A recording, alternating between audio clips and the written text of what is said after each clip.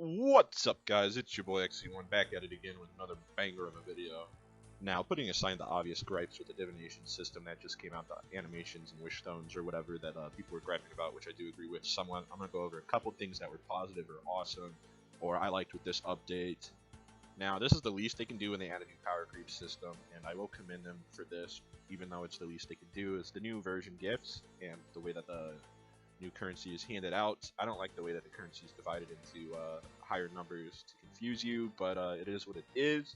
So the way that I like to play Dislyte is logging in every day feels like a reward instead of a chore. So this Falsetto fantasy system, putting aside the fact that it's reused content, every day logging in and doing Falsetto kind of feels like a reward because you are getting currency every day. That's not the case for gold records. Most of the time you don't usually get a gold record a day. I mean, you can if you purchase the black card, but I meant for playing the game itself, you usually don't get a gold record every day. Another plus here with Falsetto being added is the Shimmer pity reduction. Before this update, 2 Shimmer records from Club, 1 from Event, 2 from Towers, so 5 a month minimum if you're playing at good efficiency. Now after this update, 2 Shimmer records from the Club, 1 from Event, 2 from Towers, so 5 in total as before, and up to 10 from Falsetto depending on how you rank. So it gives you up to 5 extra Shimmer records a month. So it cuts down your Shimmer pity considerably if you're consistently playing the game and ranking, so that's huge. I know that's extreme cases if you get down to 1 pity in the Shimmer gacha before pulling gold record Shimmer. It does happen, but it's extreme cases. You are not alone. It does happen to other people, but yeah, that's a plus here, cutting down the Shimmer record. Pity. Now, another W in my opinion this update. I really enjoyed Pass into Myth. The first 2 stages were really challenging. They were not the hardest, but they weren't the easiest. They were challenging. I had to use my noodle, and I'm not going to lie, the third one I had to use a daddy free-to-play guide. Yeah, I just gave up. I think I had to use one of them on the second one too, but I was like really scratching my head. And it really added a depth of layer to the game world. Instead of skipping menu and dialogues, you actually get to participate in the event itself, and you feel more invested into it a little bit. So I like that a lot. We've been missing this level of depth to the events for a hot minute. The banner events have not been as in depth as they have been. Pro tip: if you haven't done the pass into myth completely, if you wait until the last couple of days, 1 day on the timer, and you finish it all, and you claim your frame, you will have it longer than anybody else. Just a little tidbit there if you want. Third W is the Hang You skin being free. We haven't had a free skin since February, so that's 8 months ago. We haven't had a free skin that just commemorates you, playing the game, your longevity playing the game. Last one was the Chloe Valentine's in February. So now we get this one just for playing the game. Which is good to commemorate all players, even spending players that get skins from the impasse like I do, still like this, and even the free-to-play players obviously will like the free skin just to commemorate that they're playing the game. They've stuck around this long, so collecting all that skins, I'm sure there's quite a few free-to-play players that have the Valentine Chloe skin, and we're looking for the next one to get a token of appreciation from the developers for at least playing their game. So yeah, that's a huge W, and it's obviously beautiful. So that's a big plus as well. A lot of people didn't like the Chloe Valentine one. I personally did, but a lot of people didn't like it. I don't know why, but I think we can all agree that this one's pretty cute.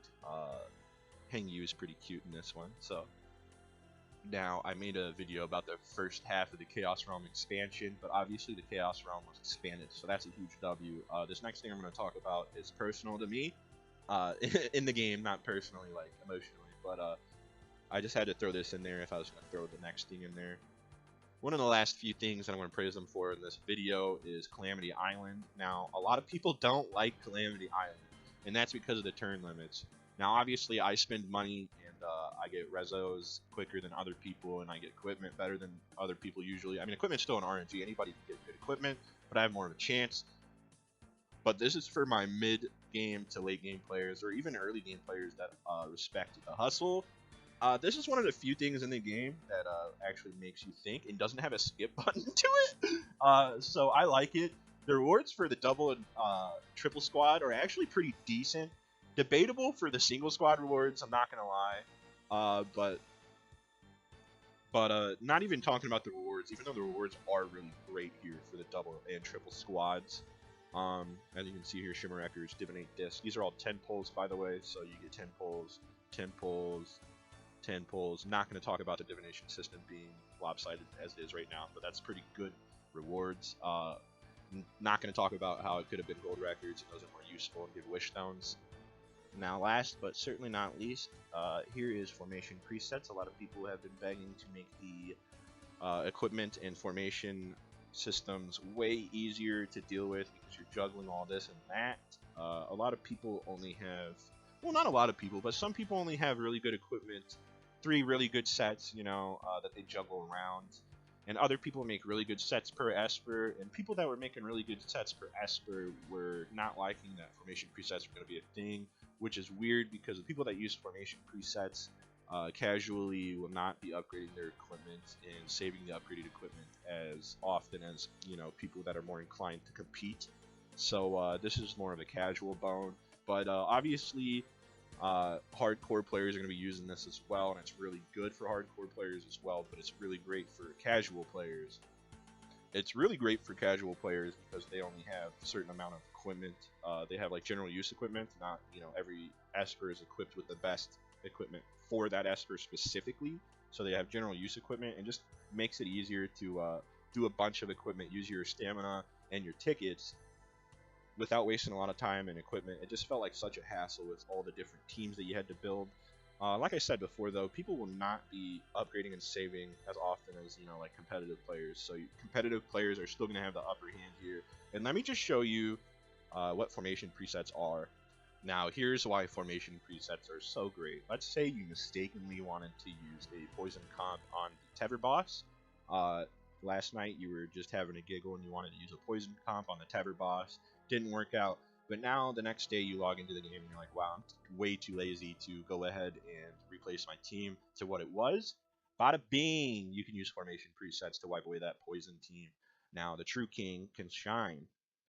That's about it for this video. Did I miss anything? Let me know in the comments below. Did you like what I mentioned?